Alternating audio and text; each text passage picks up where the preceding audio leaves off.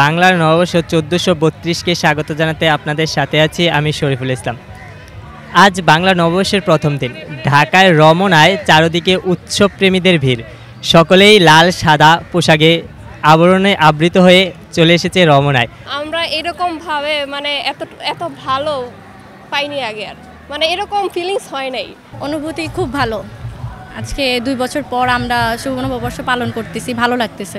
আমার কাছে ভালো লাগছে। প্রথমে আমি আসছিলাম, অনেক ভিড় ছিল, কিন্তু এখন আসতে ভিড় কমছে, আমার ভালোই লাগছে।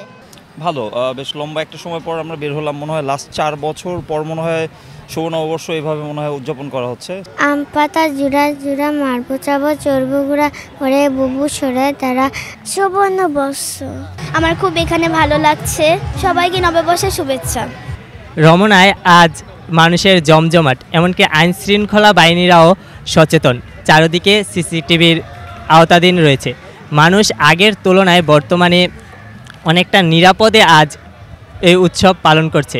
বাঙালির ঐতিহ্য আর সংস্কৃতিকে ধরে রাখতে তারা সকলের পরে এসেছে লাল সাদা পোশাক, আর চারদিকে রয়েছে উৎসবের আমেজ।